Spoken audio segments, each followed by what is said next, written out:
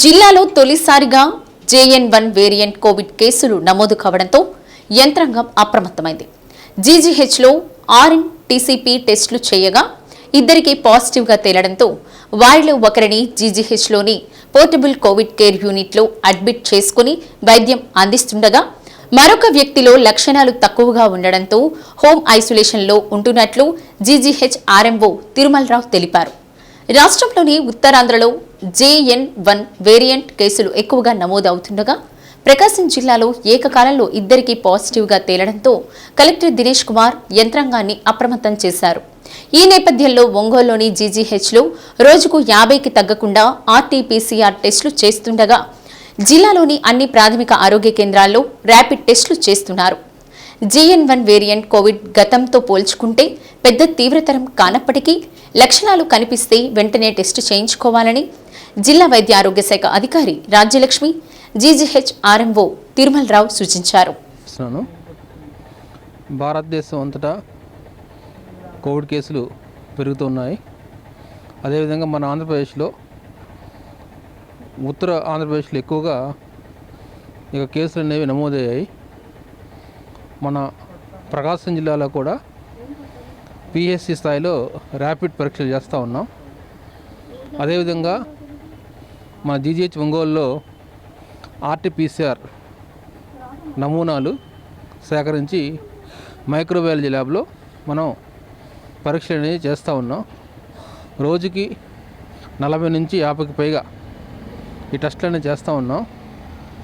నిన్న చేసేటువంటి పరీక్షల్లో ఇద్దరికి పాజిటివ్ అనేది రావటం జరిగింది. ఒకరు సింగపూర్లో 10 సంవత్సరాలు ఉండేసేసి 1 నెల హైదరాబాద్లో ఉండి గత 15 రోజులుగా మద్దిపాడులో ఉన్నారు. తీవ్రత తీసుకున్నట్లయితే ఈ యొక్క కోవిడ్ వ్యాధి అనేది గాలి ద్వారా ఒకరి నుంచి ఇంకొకరు వ్యాప్తి చెందుతుంది కాబట్టి వేగంగా ఇది వ్యాప్తి చెందుతూ ఉంది. ఒమిక్రాన్ లాగానే వ్యాప్తి అనేది చాలా ఎక్కువగా ఉంటుంది.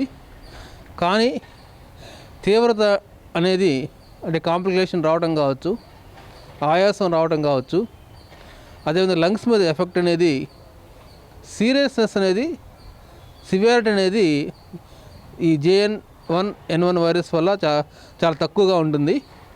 అయినా సరే ప్రజలందరూ మనం అప్రమత్తంగా ఉండాలి. ఇప్పుడు ఏంటంటే మనకి జనవరి 1 అయిపోయింది, పొంగల్ కూడా దగ్గరికి వస్తూ ఉంది. చాలామంది హైదరాబాద్ నుంచి, బెంగళూరు నుంచి, చెన్నై నుంచి, వేరే ప్రాంతాల నుంచి మన ప్రకాశం జిల్లాకి సంక్రాంతికి వస్తారు.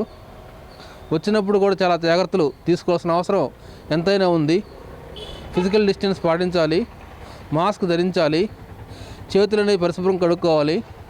షాపులకు వెళ్ళినప్పుడు కానీ, మార్కెట్లకు వెళ్ళినప్పుడు కానీ, స్టేషన్కి వెళ్ళినప్పుడు కానీ, బస్ స్టాండ్లో కానీ తప్పకుండా మాస్క్ ధరించాలని కోరుతున్నాను. మన జిల్లాలో 2 కోవిడ్ కేసులు పాజిటివ్ అనేది నమోదవటం జరిగింది. అందులో ఒకరు సాఫ్ట్వేర్ ఇంజనీరు సింగపూర్ నుంచి రావటం జరిగింది. వచ్చిన తర్వాత వారు తిరుమలకి వీటిలన్నిటికీ వెళ్ళి వచ్చున్నారు. వాళ్ళ వైటల్ సైన్స్ అన్నీ స్టేబుల్గానే ఉన్నాయి. వాళ్ళకి దగ్గు జలుబు ఉండటంతో అనుమానాస్పదంగా ఉండటం, ఆ లక్షణాలు కలిగి ఉండటం వలన టెస్టింగ్ చేసుకోవటం అనేది జరిగింది. అది పాజిటివ్ అని తేలింది. ఇంకొకరు కూడా మనకి ఇక్కడ ఎంప్లాయీ, అతను వాళ్ళ పేరెంట్స్ అన్మ్యారీడ్, వాళ్ళ పేరెంట్స్ వచ్చేసి చిలకలూరిపేటలో ఉంటారు. అక్కడికి వెళ్ళి వస్తూ ఉంటాడు అతను. కాబట్టి అతనికి ఏమంటే మనకి ఈ 2 కూడా మనం నాన్ రెసిడెంట్ కిందే ట్రీట్ చేయొచ్చు.